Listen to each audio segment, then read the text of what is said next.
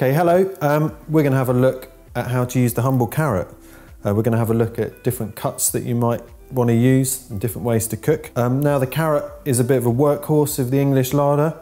We think of it being cheap and abundant, and I think some people might think that a carrot is just a carrot. They tend to be grown en masse to be picked and packed and be robust rather than for taste. Now we would say our carrots are full of taste, and in the spring and summertime we send them out with their bunch tops on. These tops are all good. They look really good. They're a really good signifier of how fresh the carrots are. We're going to remove them though. I would say when you store them in your fridge, they're going to take up a lot of space. They're also eventually going to start to draw moisture away from the carrots, so best to remove the tops. They might look like window dressing, but you don't need to chuck them away just yet because you can actually use them.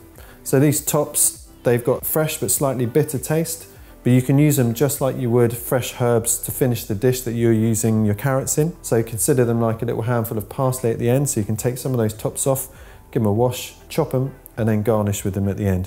You could also make a little pesto with them, so you can mix them with some basil or some parsley and make yourself a carrot top pesto. So these tops needn't be discarded, you can use them. So now we're left with our carrots. Now I would say for a winter carrot and a long stored carrot, we tend to peel them because the skins can either be slightly discoloured or they can be a little bit bitter.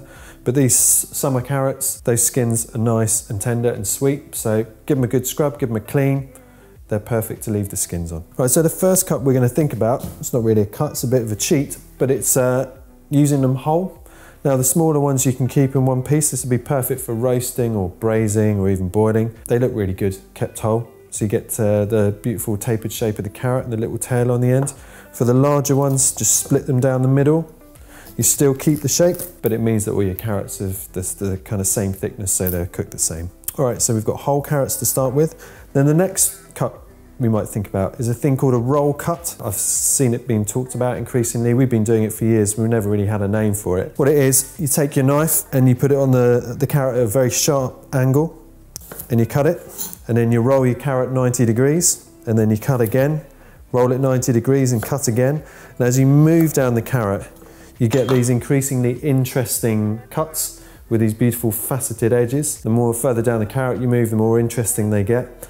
Now, they look really good, these kind of bevels and facets, but actually there's a function as well. So if you were to put this in a roasting tray and roast these, those tapered points and ends, they'll soften really quickly and maybe take on a little bit of colour and crisp at the edges, and the middle will just be cooked. So actually when you eat it, it's interesting texturally. You get the kind of softer edges and the slightly firmer inside. So there is a point to it when you use it.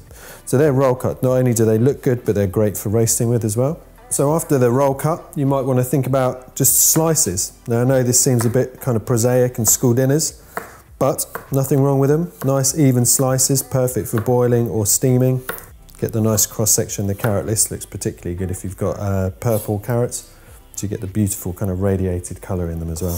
So another cut you might want to think about is to cut it into sticks or batons. Cut it in half, and then in half lengthways, gives you a nice flat surface to work on, and then cut them into long sticks. That's great for a snack for kids or for dipping as well. If you want to be fancy, call them crudités. You've got these batons. You can do another cut from here. You can run your knife across them lengthways and end up with a dice. Now this dice is perfect to go alongside diced celery and diced onions. Kind of makes up the triumvirate of veg that's the base of most soups and stews and sauces. So if you cook onions, celery and carrot down, that gives you kind of a great base for lots of things.